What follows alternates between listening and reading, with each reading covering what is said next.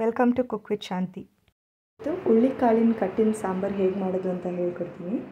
1 glass ಹುಳ್ಳಿಕಾಳು ಹಾಕ್ಕೊಳ್ಳಿ, ಬೇಕಾದ್ರೆ ಇನ್ನೊಂದು ಕೂಡ ಹಾಕ್ಕೊಳ್ಬೋದು.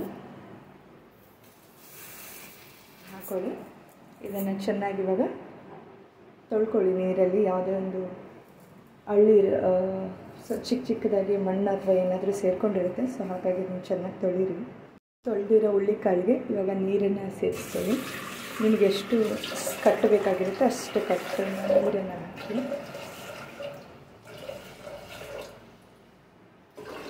ನಾನು ಎಷ್ಟು ಹಾಕಿದ್ದೀನಿ. ಇವಾಗ ಕುಕ್ಕರನ್ನು ಕ್ಲೋಸ್ ಮಾಡ್ಕೊಳ್ಳಿ.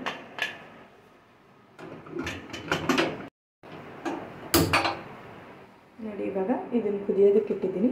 ಹಾಗೆ ಸೈಡಲ್ಲಿ ಕಡಲೆಬೇಳೆ ತಗೊಂಡು ಕಡಲೆಬೇಳೆ ಕೂಡ ಹಾಗೆ ಒಂದು ಪಾತ್ರೆಯಲ್ಲಿ ಹಾಕ್ಕೊಂಡು ಅದನ್ನು ಸಹ ಕುದಿಯೋದಕ್ಕೆ ಇಟ್ಕೊಳ್ಳಿ.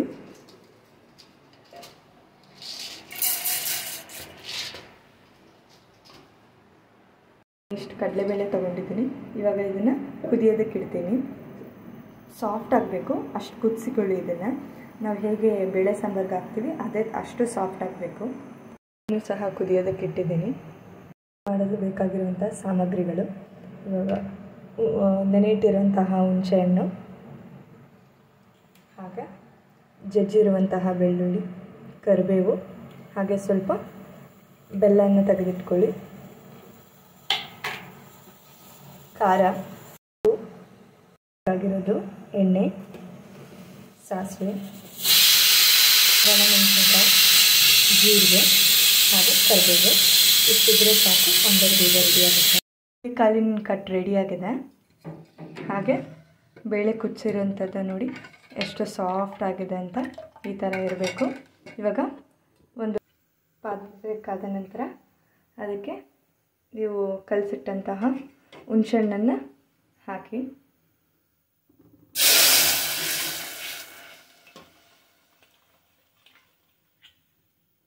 ಹಣ್ಣಿನ ರಸ ಹೀಗೆ ಚೆನ್ನಾಗಿ ಇದು ಕಾಯಬೇಕು.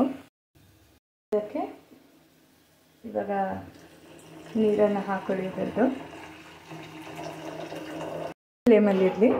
ಹಾಗೆ ಇವಾಗ ಇದನ್ನು ಹಾಕೊಳ್ಳಿ, ಬೇಳೆ ಕಟ್ಟನ್ನು.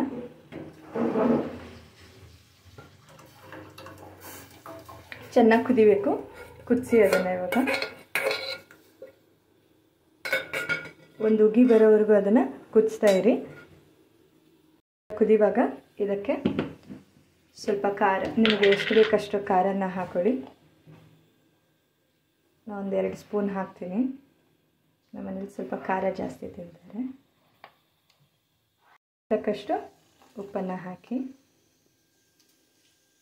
ಈಗ ಸ್ವಲ್ಪ ಬೆಲ್ಲವನ್ನು ಆ್ಯಡ್ ಮಾಡ್ಕೊಳ್ಳಿ. ಜಾಸ್ತಿ ಏನು ಬೇಡ, ಸ್ವಲ್ಪ ರುಚಿ ಇದ್ದರೆ ಚೆನ್ನಾಗಿರುತ್ತೆ, ಆದರೆ ಬೆಲ್ಲ ಹಾಕಲೇಬೇಕು. ಕುದೀತಾ ಇದೆ. ಇವಾಗ ಇದನ್ನು ಸೈಡಲ್ಲಿ ತೆಗೆದಿಟ್ಟು ಇವಾಗ ಒಗ್ಗರಣೆಗೆ ರೆಡಿ ಮಾಡ್ಕೊಳ್ಳೋಣ. ಎಣ್ಣೆಯನ್ನು ಹಾಕ್ತಾ ಇದ್ದೀನಿ. ಒಗ್ಗರಣೆಗೆ ಎಷ್ಟು ಬೇಕಷ್ಟು ಹಾಕ್ಕೊಳ್ಳಿ. ಇವಾಗ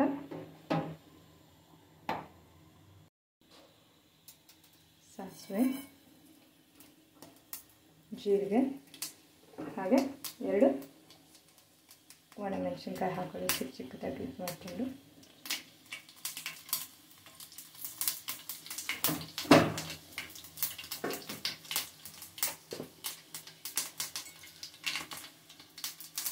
ಕರಿಬೇವನ್ನು ಹಾಕಿ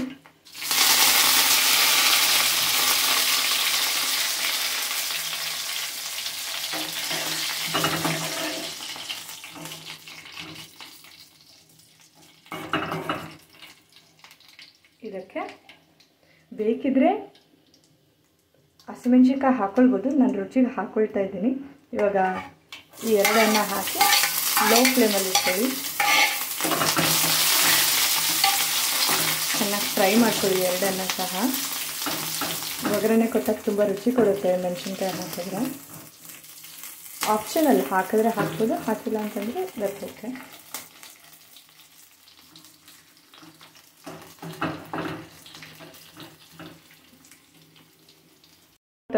ಸಾಂಬಾರು ಹೇಗೆ ಕುದ್ದಿದೆ ಅಂತ. ಇದಕ್ಕೆ ಇವಾಗ ನೀವು ಕಾಯಿಸಿರುವಂತಹ ಒಗ್ಗರಣೆಯನ್ನು ಹಾಕಿ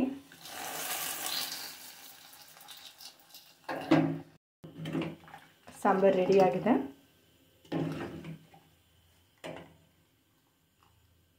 ಬೇಕಿದ್ದರೆ ಇನ್ನು ಸ್ವಲ್ಪ ಕುದಿಸ್ಕೊಳ್ಳಿ ಅದನ್ನು. ವಿಡಿಯೋ ಇಷ್ಟವಾದರೆ ಲೈಕ್ ಮಾಡಿ, ಶೇರ್ ಮಾಡಿ, ಕಮೆಂಟ್ ಮಾಡಿ, ಹಾಗೆ ಸಬ್ಸ್ಕ್ರೈಬ್ ಮಾಡಿ. ಇನ್ನೂ ಇದೇ ಥರ ಬೇರೆ ಬೇರೆ ಇಂಗ್ರೀಡಿಯೆಂಟ್ಸ್ ಮತ್ತು ಬೇರೆ ಬೇರೆ ಅಡುಗೆಗಳು ಬೇಕಂದರೆ ಕಮೆಂಟ್ ಮೂಲಕ ತಿಳಿಸಿ.